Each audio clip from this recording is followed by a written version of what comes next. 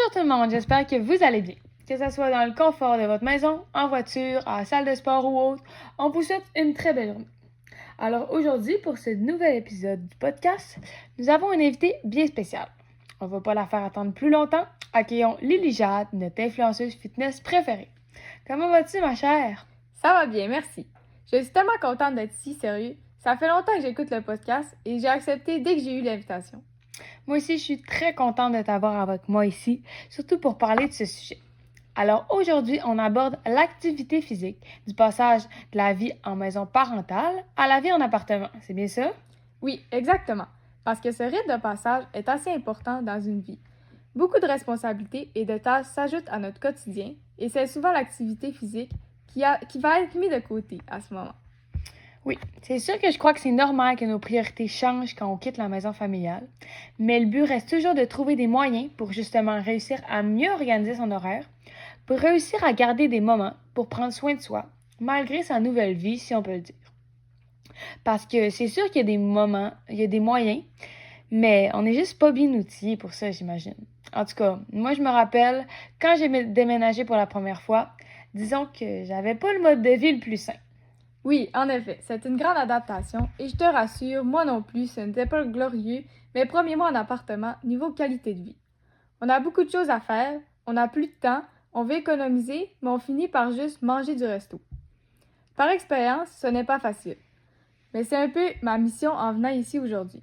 Pour aider ceux qui sont présentement en déménagement et qui angoissent à planifier leur nouvel horaire de sport parmi les études ou le travail en partageant aussi mes expériences, parce que je ne suis pas née avec mon mode de vie actuel, je vous assure. Mais c'est exactement pour ça que tu es là. Alors, on peut facilement divaguer quand on est ensemble, donc commençons tout de suite en passant à l'essentiel. Oui, très bonne idée. Alors, évidemment, avant de te recevoir, je suis allée me former sur le sujet et j'ai même visité ton blog. Vraiment intéressant tout ça. D'après ce que je lisais, tu aurais tendance à dire que deux aspects principaux de la vie en appartement affecteraient nos loisirs. Donc, le temps et l'argent, n'est-ce pas? Oui, c'est tout à fait ça. Pour plusieurs, le déménagement est le moment de commencer sa vie collégiale, universitaire, ou même de commencer à travailler pour le reste de notre vie. Il y a donc un grand changement d'horaire qui se produit. Tout à fait. Comme nos priorités changent à ce moment de notre vie, on a beaucoup moins de temps libre. Les études et le boulot prennent une énorme partie de notre horaire. Il faut donc trouver des stratégies pour s'assurer que malgré ce temps manqué, vous conservez tout de même des périodes dédiées à l'activité physique dans votre semaine. Et là, on veut peut-être avoir l'air de parler seulement aux sportifs, mais sachez que même pour ceux qui font naturellement pas de sport, je pense que c'est toujours très bénéfique de bouger et de faire une activité physique. Il n'est même pas trop tard pour inclure ça dans votre routine quotidienne, à n'importe quel moment de votre vie, parce que tout le monde devrait avoir une forme d'activité physique dans leur semaine. Ben oui, très bon point à porter. Le sport, c'est très important pour n'importe qui. Que ce soit juste une petite marche avec un chien ou un gros entraînement intensif, personne n'est au même niveau, mais tout le monde devrait tout de même l'inclure à son quotidien. Et là, ce n'est pas juste moi qui le dis. D'après le gouvernement du Québec, le sport aiderait grandement pour, par exemple, prévenir les maladies chroniques comme le cancer, le diabète de type 2 et les maladies du cœur, améliorer l'attention, la concentration et les autres fonctions du cerveau. Ça peut aussi aider pour le sommeil, le stress et même les dépendances. C'est vrai qu'on peut dire que faire de l'activité physique régulièrement, c'est réellement un moyen efficace de prévenir de nombreux risques pour la santé à tout âge. Oui. Idéalement, tous les adultes devraient faire au moins 2 heures et demie d'activité d'intensité modérée à élevée. Les séances d'activité physique devraient durer au moins 10 minutes. Bon, mais revenons à nos moutons. Quand tu parles de meilleure gestion du temps, qu'est-ce que tu sous-entends? C'est certain que tous les cas sont différents, mais lorsque j'ai moi-même déménagé pour mes études universitaires, mon horaire chargé m'a rapidement forcé à modifier mes habitudes. Je me suis donc abonnée à la salle d'entraînement de l'université. J'ai commencé à faire plus d'entraînement à la maison également. Parce que parfois, éviter de se déplacer peut sauver beaucoup de temps et d'argent. Sinon, si vous devez tout de même vous déplacer, vous pouvez toujours utiliser le déplacement comme une séance d'activité physique. Seulement l'action de, par exemple, marcher pour aller à l'épicerie ou rouler à vélo pour se rendre à l'école ou sur vos lieux de travail peut faire une différence dans votre quotidien. C'est une bonne idée, surtout que de nos jours, plusieurs villes ont de bons systèmes de pistes cyclables. Il n'y a donc plus d'excuses. Exactement. Finalement, si vous avez un horaire très chargé et que vous aviez l'habitude de faire de plus longues séances seulement 1 à 2 fois par semaine, Les micro-séances peuvent également être un moyen de gagner du temps. C'est vrai que, comme tu l'as dit tout à l'heure, une séance peut durer 10 minutes et rester efficace. Un jogging de 20 minutes sur l'heure du midi peut donc bien remplacer une grande sortie de vélo de 2 heures le soir. Je vais définitivement rajouter certaines de ces astuces dans mon quotidien. Maintenant, parlons du côté monétaire. Plusieurs personnes pensent qu'intégrer du sport à leur quotidien vient avec des montants beaucoup trop élevés. Est-ce que c'est vrai? Ah ça, c'est un mythe que je suis contente de détruire ici. C'est vrai que lorsqu'on établit un nouveau budget en s'installant seul, chaque dépense compte. Mais bonne nouvelle, pratiquer un sport ne veut pas nécessairement dire dépenser une fortune.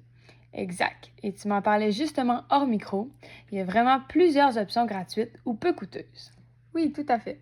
Par exemple, la course à pied, le vélo, la randonnée ou même les entraînements à domicile avec des vidéos en ligne sont des activités super accessibles. En plus, les parcs et les espaces publics offrent souvent des installations gratuites comme des barres de traction ou des parcours santé. Et pour les étudiants, il y a aussi des avantages, non? Absolument. Beaucoup de salles de sport et d'associations sportives offrent des réductions étudiantes. Les universités, les cégeps ont par exemple souvent des installations sportives très complètes et soit gratuits ou à très faible coût pour les étudiants. C'est une belle opportunité à ne pas négliger.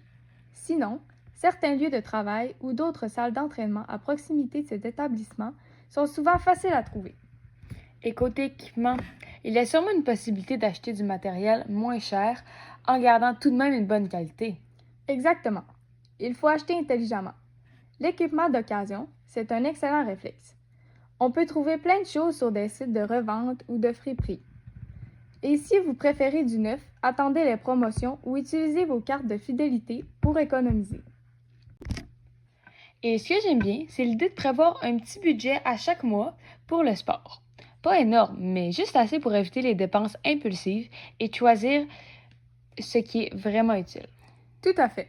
Et prenez le temps de comparer les abonnements si vous optez pour une salle de sport.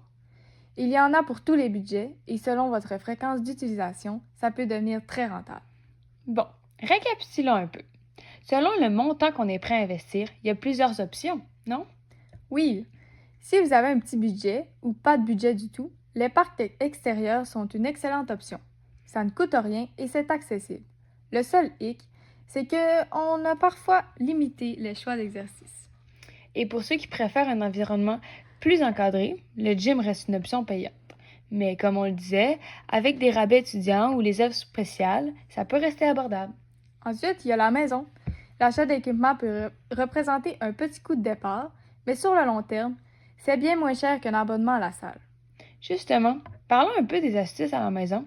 Tu as beaucoup d'expérience là-dedans avec ton contenu en ligne, non? Oui, et je recommande toujours de se créer un espace dédié à l'entraînement. Même un petit coin dans le salon, ça suffit. Du moment qu'on limite les distractions et qu'on a un peu d'espace pour bouger. Si possible, aérer la pièce, ça aide vraiment à la motivation.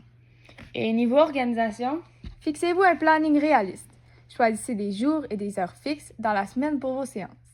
Même si ce sont des courtes séances de 10 à 20 minutes, la régularité est la clé et adaptez ça à votre emploi du temps. Et pour les entraînements eux-mêmes, tu proposes quoi? Il existe une tonne de vidéos gratuites en ligne, des applications aussi, que ce soit pour du yoga, du renforcement musculaire ou même de la danse. L'important, c'est que ça vous plaît. Et si vous gardez la motivation, fixez-vous des objectifs. Par exemple, tenir une minute en gainage, faire 50 squats. Notez vos progrès, c'est hyper motivant. Et on n'a pas besoin de matériel de pro? Pas du tout. Une chaise, des bouteilles d'eau, des livres. Ça peut faire l'affaire. Si vous recherchez des exercices à faire à la maison sans équipement, ma plateforme et plusieurs autres comptes peuvent vous aider à ce sujet.